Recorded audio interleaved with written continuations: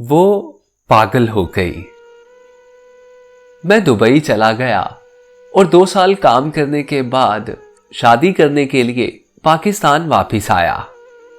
शादी के सिलसिले में शॉपिंग करते हुए बाजार में मुझे उसकी मां मिल गई।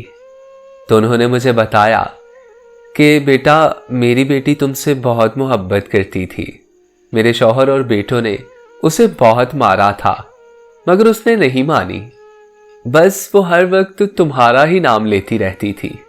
वो कहती होती थी कि तुम आकर सब कुछ ठीक कर दोगे, और तुम सच में आ गए।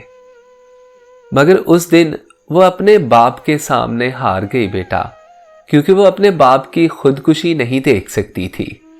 शादी तो उसने कर ली, मगर उसको कभी सुकून नहीं मिला। वो एक जिंदा लाश बनकर रह गई थी।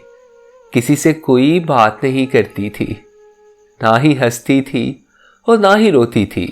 बस चुपचाप एक कमरे में पड़ी रहती थी और आहिस्ता आहिस्ता वो पागलों वाली हरकतें करने लगी, जिसकी वजह से उसके शौहर ने उसे तलाक दे दी।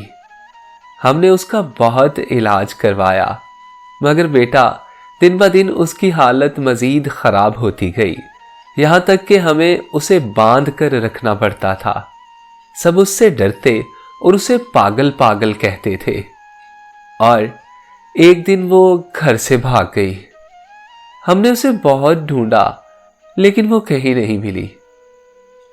उसकी मां की बातें सुनकर मेरी रूह कांप गई कि जिस लड़की से 2 साल मैं बेइंतहा नफरत करता रहा, वो तो मुझसे मोहब्बत की इंतहा कर गई। जिस लड़की को मैं 2 साल तक बेवफा समझता रहा, वो तो वफा की सारी हदें पार कर गई। सच जानने के बाद मैंने शादी नहीं की और ना ही मैं पाकिस्तान छोड़कर गया। 1 साल से मेरी नजरें उसे तलाश कर रही हैं। मुझे लगता है कि एक दिन वो मुझे मिल जाएगी। मेरी कहानी के जरा इख्तिताम से पहले ए मुसन्निफ एक बार से ही उसे मेरा लिखना। आप सब लोगों से गुजारिश है कि मेरे लिए दुआ कीजिए कि वो मेरी हो जाए, मुझे मिल जाए और अल्लाह उसे बिल्कुल ठीक कर दे।